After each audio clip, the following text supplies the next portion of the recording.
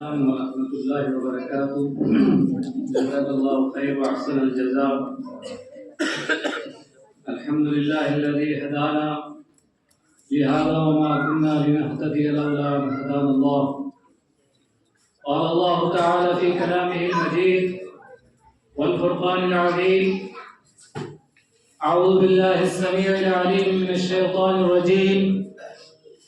بسم الله الرحمن الرحيم. اقرأ باسم ربك الذي خلق خلق الإنسان من علق اقرأ وربك الأكرم الذي علم بالقلم علم الإنسان ما لم يعلم.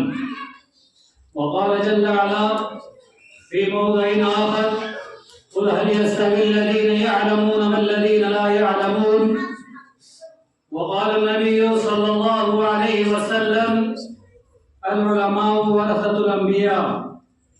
وقال الشاعر: ليس الجمال بأثواب تزيننا ليس الجمال بأثواب تزيننا إن الجمال جمال العلم والأدب. ليس اليتيم الذي قد مات والده ليس اليتيم الذي قد مات والده إن اليتيم يتيم العلم والأدب. اللهم انفعني بما علمتني وعلمني ما ينفعني وزدني علما. اللهم رب زدني علما. اللهم رب زدني علما. رب اشرح لي صدري ويسر لي أمري واحلل عقدة من لساني يفقهوا قولي. آمين. سبحانك لا علم لنا إلا ما علمتنا إنك أنت العليم الحكيم. اسلامی بھائیوں، تمام قسم کی حمد و ثنا، بزرگی، بڑائی، عظمت، شان و شوکت، بلند و عرفہ مقام، تمام قسم کی تمہیدات، تحلیلات، تسبیحات، تمجیدات صرف اور صرف اللہ حکم الحاکمین کے لیے لائق اور زیبا ہیں۔ اگر روئے زمین کے سارے درختوں کی، سارے پیڑوں کی کلمے بنا دی جائیں اور روئے زمین کے سارے سمندروں کی سیاہی بنا دی جائے، روشنائی بنا دی جائے، تب بھی اللہ کے اوصاف حمیدہ کو نہیں لکھا جا سکتا۔ اسلامی بھائیوں، قرآن عظیم میں اللہ رب العزت نے ارشاد فرمایا: وَوَلَوْ أَنَّ مَا فِي الْأَرْضِ مِنْ شَجَرَةٍ أَقْلَامٌ وَالْبَحْرُ يَمُدُّهُ من بعده 7 أبحر ما نفذت كلمات الله إن الله عزيز حكيم. بعدہ لاکھوں کروڑوں درود و سلام ہوں انبیاء علیہ السلام کی مقدس و مبارک اور مطہر جماعت پر، خصوصاً امام کائنات رسول رحمت محمد عربی صلی اللہ علیہ وسلم پر، جن کا آنا انسانیت کے لیے پوری دنیا میں سب سے زیادہ نفع بخش ہوا۔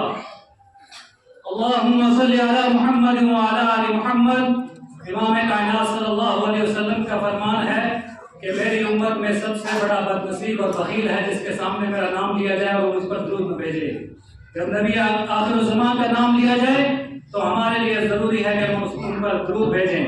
اللہم صلی علی محمد وعلی آل محمد كما صليت على إبراهيم وعلى آل إبراهيم إنك حميد مجيد. اللهم بارك على محمد وعلى آل محمد كما باركت على إبراهيم وعلى آل إبراهيم إنك حميد مجيد. اللہ کی بے شمار رحمتیں نازل ہوں صحابہ اکرام کی مقدس جماعت پر، تابعین پر، تبع تعبیر پر، اسلاف پر، محدثین کرام پر اور ان کے نقش قدم پر چلنے والے تمام متبعین پر۔ ورثہ نبوت کے نائبین علماء ہیں، علم کی فضیلت سے ہر خاص و عام اچھی طرح واقف ہے کہ اللہ نے قرآن عظیم کی سب سے پہلی وحی اقرا نازل کیا، اس کے لیے یہی کافی ہے کہ علم سے بڑی اللہ کی نظر میں کوئی دولت نہیں ہے۔ اسلامی بھائیوں، دوسری جگہ اللہ رب العزت نے ارشاد فرمایا: قل هل يستوي الذين يعلمون والذين لا يعلمون۔ اسی طرح بے شمار مقامات پر وقت کا تقاضا یہ ہے کہ وقت اجازت نہیں دیتا کہ کچھ زیادہ بولا جائے۔ اسلامی بھائیوں، میں تمام سامعین کا، تمام سامعات کا، تمام مہمانوں کا بہت ہی ممنون و مشکور ہوں کہ آپ لوگ صرف ایک لبیک پر حاضر ہوئے، ایک بار پکارنے پر اللہ کے گھر میں اللہ کے دین کی باتوں کو سننے کے لیے حاضر ہوئے۔ صبح سے لے کر ابھی تک ہم نے آپ نے سب نے کیوں طالبان علوم نبویہ تو سنا، بے شمار فضائل ہیں طالبان علوم نبویہ کے، جو طلبہ ہیں قرآن و حدیث کے طالب علم، ان کی فضائل کے کیا کہنے۔ اسلامی بھائیوں، ان کے مقام کے بارے میں اللہ تعالیٰ نے خود ارشاد فرمایا ہے کہ ان سے بڑھ کر کوئی مقام نہیں ہے۔ یہ انبیاء کے وارث ہیں۔ اللہ کے رسول صلی اللہ علیہ وسلم نے فرمایا خیرکم من تعلم القرآن وعلمہ، تم میں سب سے بہتر وہ انسان ہے جو علم دین سیکھے اور سکھائے۔ رسول اکرم صلی اللہ علیہ وسلم نے فرمایا العلماء ورثۃ الانبیاء، علماء انبیاء کے وارث ہیں۔ اسلامی بھائیوں، باتیں زیادہ کہنے کی نہیں ہے، اصل انسان کی زندگی میں عمل ہے۔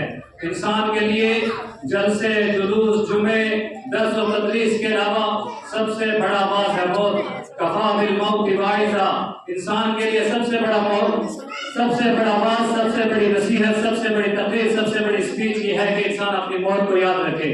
جب انسان اپنی موت کو یاد رکھے گا تو اللہ کے رسول کے فرامین کی کبھی خلاف ورزی نہیں کرے گا۔ آج افسوس اس بات کا ہے کہ ہمارا زندگی کا مقصد یہ تھا۔ اللہ تعالیٰ نے قرآن عظیم میں فرمایا وما خلقت الجن والانس الا لیعبدون، کہ میں نے جنوں اور انسانوں کو صرف اپنی عبادت کے لیے پیدا کیا۔ آج ہم نے دنیا کو حاصل کرنے کے لیے، آج سے زندگی کو حاصل کرنے کے لیے اصل مقصد کو بھلا دیا۔ اسلامی بھائیوں، آج ہم مسلمان ہیں، کلمہ لا الہ پڑھا ہے، آج ہماری شکلیں، صورتیں، ہمارا چلنا، بیٹھنا، اٹھنا غیروں کے اغیار کے نقش قدم پر ہے، اور ہم رونا رو رہے ہیں کہ غیر ہمارے ساتھ یہ کر رہے ہیں۔ اسلامی بھائیوں، کہنے سننے سے زیادہ صرف اتنا کہوں گا کہ ہمیں سب سے ضروری چیز ہے کہ ہم اخلاص کے ساتھ علم دین حاصل کریں۔ ہم اپنے بچوں کو، بچیوں کو، خود بھی اللہ کی مساجد سے، اللہ کے مدارس سے جوڑ کر قرآن و حدیث کا علم حاصل کریں اور اخلاص کے ساتھ علم حاصل کریں۔ اور رسول اکرم صلی اللہ علیہ وسلم نے فرمایا من تشبہ بقوم فهو منهم، جس نے پہننے میں، اوڑھنے میں، اٹھنے بیٹھنے میں، زندگی کے کسی بھی لمحے میں، کسی بھی چیز میں غیروں کی مشابہت اختیار کی، انہی میں سے ہے۔ اللہ کے رسول صلی اللہ علیہ وسلم کی تمنا تھی، آرزو تھی، وہ بہت حریص ہے کہ ان کی امت کا ہر شخص جنت الفردوس میں داخل ہو، جنت کا وارث بنے، لیکن انہوں نے تکلیف میں آ کر، لوگوں کے اعمال دے کر، لوگوں کے غیروں کے ساتھ دوستیاں دے کر فرمایا، حکم میں فرمایا کہ لیس منا، وہ ہم میں سے نہیں ہے۔ من تشبہ بقوم فهو منهم، جو غیروں کی مشابہت اختیار کرے وہ انہی میں سے ہے۔ چاہے وہ وضع قضا میں ہو، آج مسلمان ہے، افسوس کا مقام ہے کہ وہ جمعہ کے دن 12 بجے اٹھتا ہے، سب سے پہلے جاتا ہے باربر کی دکان پہ جا کر اپنی اللہ کے رسول کے چہرے سے اتنی نفرت ہے اس کو، وہ اپنی داڑھی مڈا کے آگے بھی صف میں بیٹھتا ہے جمعہ ادا کرنے کے لیے۔ اس کے ایسے جمعہ پڑھنے کا کوئی فائدہ نہیں۔ اسلامی بھائیوں، جب تک ہم مکمل ضابطۂ حیات کو اپنائیں گے نہیں، ہمارے ان اعمال کا کوئی فائدہ نہیں۔ میں اپنی بات نہیں کرتا، اللہ تعالیٰ کا کلام پڑھیے گا جا کے۔ اللہ تعالیٰ نے فرمایا، آپ نے سنا ہوگا بارہا، یا ایھا الذین آمنوا ادخلوا فی السلم کافۃ ولا تتبعوا خطوات الشیطان، اے ایمان والو، اسلام میں مکمل طور پر داخل ہو جاؤ۔ صرف نماز پڑھنا، روزہ رکھنا، زکوٰۃ دینا، حج کرنا، یہ صرف یہ عبادات نہیں ہیں۔ ہمارے لیے ضروری ہے تمام اللہ کی عبادات کے ساتھ اللہ کے رسول کے فرامین کو مانیں، حقوق العباد بھی ادا کریں۔ اگر ہم نے ایک عمل بھی فرائض میں سے چھوڑا، واجبات میں چھوڑا، سنت موقعہ میں چھوڑا، تو یہ ایمان نہیں، یہ نفاق ہے۔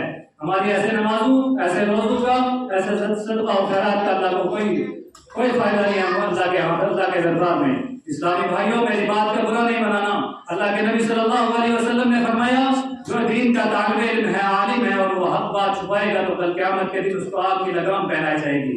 اس لیے حق کہنا ہمارا فرض ہے۔ تو اسلامی بھائیوں، ہمارے لیے ضرورت ہے کہ ہم قرآن کا مطالعہ کریں، احادیث کا مطالعہ کریں، آبا پرستی سے، شخصیت پرستی سے، ان بھکتی سے خود کو دور لائیں، صرف اور صرف قرآن اور حدیث کا مطالعہ کریں، اللہ کے رسول صلی اللہ علیہ وسلم کی سیرت کا مطالعہ کریں، غیروں کے ساتھ اٹھنا بیٹھنا چھوڑ دیں۔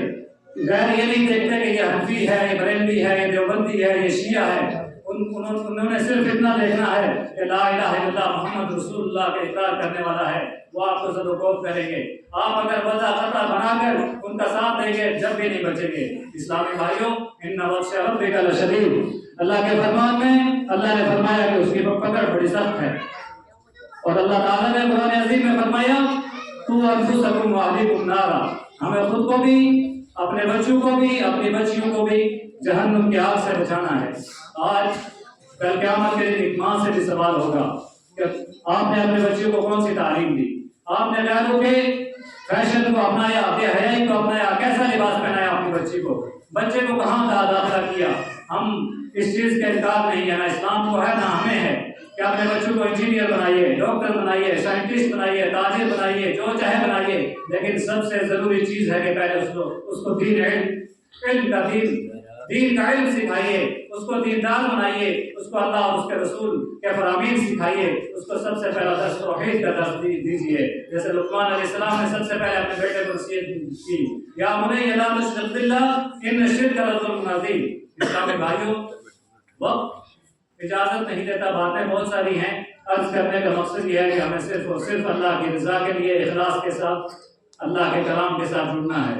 ماہ سیام کی آمد ہے اور ہمیں آج اللہ کے گھر سے عہد کر کے اٹھنا ہے۔ ہمارے اندر کوئی بھی کمی ہو، کوئی بھی کوتاہی ہو، ہم جھوٹ بولتے ہوں، ہم نمازوں کی پابندی نہ کرتے ہوں، میرے اندر، آپ کے اندر، تمام لوگوں کے اندر کمیاں ہیں۔ کل بنی آدم خطاء، نبی آخر الزمان نے فرمایا کل بنی آدم خطاء وخیر الخطائین التوابون۔ مایوس ہونے کی ضرورت نہیں، نا امید ہونے کی ضرورت نہیں ہے، ضرورت اس بات کی ہے کہ ہم سچے دل سے توبہ کریں۔ آج اللہ کے اس گھر سے عہد کر کے اٹھیں کہ آج کے بعد ہمارے اندر جو کمیاں ہیں اس کو دور کریں گے سچے دل سے۔ حقوق و لباس میں سے اگر کسی کا حق لیا ہے تو اس کو جا کر ادا کریں گے، اگر ابھی ادا کرنے کی طاقت نہیں ہے تو اس سے مہلت لے کر دھیرے دھیرے اس کا حق ادا کریں گے۔ لیکن اللہ کے یہاں حقوق و لباس کی پکڑ ہوگی، معاف نہیں ہوگا جب تک وہ اس کو ادا نہ کریں یا اس سے معافی نہ مانگے۔ اسلامی بھائیوں، تقریریں بے شمار علماء ہیں، بڑے بڑے فصیح و بلیغ، ان کی تقریریں علماء حق کی آپ سنیں، پروگراموں میں شرکت کیجیے۔ میرا پیغام صرف اتنا ہے کہ ہمیں اخلاص کے ساتھ، سچے دل کے ساتھ، اللہ کے کلام کے ساتھ، اللہ کی مساجد کے ساتھ، اللہ کے رسول کے فرامین کے ساتھ، بڑی قربانیوں سے یہ دین ہم تک پہنچا ہے۔ صحابہ نے مارے کھائی ہیں، اپنے گھر بار چھوڑے ہیں، اپنی بیوی بچوں کی قربانیاں دی ہیں، اپنی جانوں کو قربان کیا ہے۔ یہ فری میں ہمیں اسلام نہیں ملا، بہت پریشانیاں دیکھی ہیں۔ کل قیامت کا دن ہوگا، اللہ تعالیٰ کی عدالت ہوگی، اللہ کے رسول صلی اللہ علیہ وسلم ہم پر مقدمہ دائر کریں گے کہ یہ میرے امت کے لوگ ہیں جنہوں نے صحابہ کے خون کے ساتھ غداری کی۔ صحابہ نے اپنی جانوں کو قربان کر کے ہم تک دین پہنچایا۔